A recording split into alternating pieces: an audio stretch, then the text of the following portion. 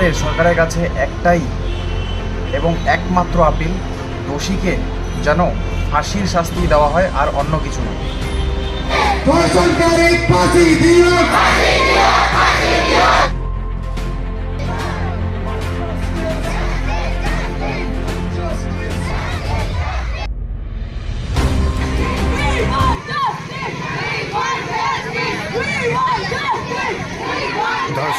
ফাঁসি।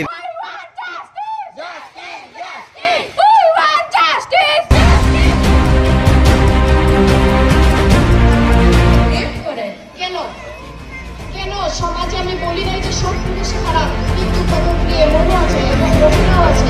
শুনতে পেরেছি যে একটা যুক্ত মহিলাও লিখিয়েছে, সে মহিলা নয়, সে ডাইনি।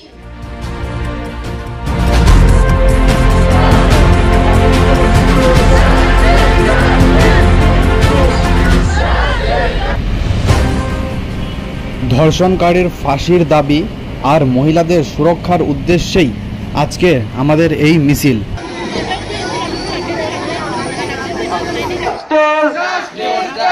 ধর্ষণকারী ফাঁসি দিও, ধর্ষণকারী ফাঁসি দিও। We want justice. We want justice. We want justice. Justice, justice. We want justice. Justice, justice. We want justice. Justice, justice. We want justice. We want justice. We want justice. We want ধর্ষণকারী ফাঁসি দিও। নারী তুমি কালী, কালী কালী, নারী তুমি শক্তিমান, শক্তিমান শক্তিমান।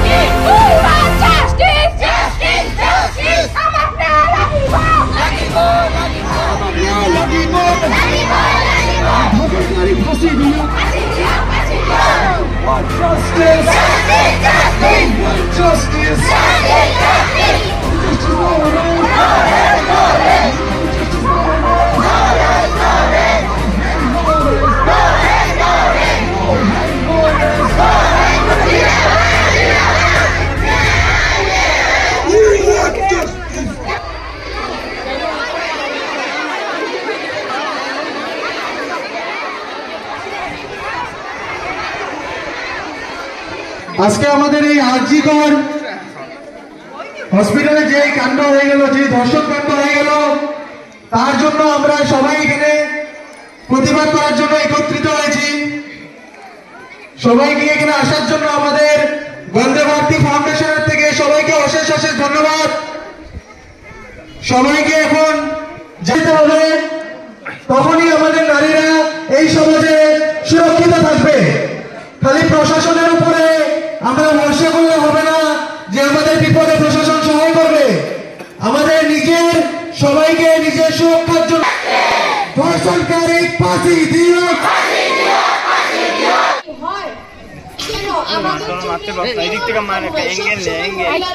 এইটাই কেন শাস্তি দেয়? আমার প্রথম প্রশ্ন। আমাদের মহিলাদের সরকারের উপরে আমার প্রথম প্রশ্ন, গভর্নমেন্টের উপরে আমার প্রথম প্রশ্ন, সেই সব মানুষের উপরে আমার প্রথম প্রশ্ন, মহিলাকে কেনই আঘাতটা দেয়?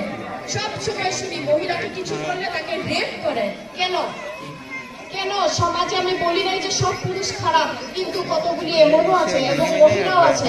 শুনতে পেরেছি যে এই ঘটনাতে একটা যুক্ত মহিলাও লিখিয়েছে। সে মহিলা নয়, সে ডাইনি। সে ডাইনি কোথায় লুকিয়ে আছে? থেকে আমাদের হাতে তুলে দেন। আমার এটাই দাবি, সেটা ফাঁসি নয়, সেই আমরা এইভাবে চিল্লায়া পারবো? কত চিল্লাবো? আজকে এটা হয়েছে ভারতবর্ষে, পুরো ভারতবর্ষে কোথায় না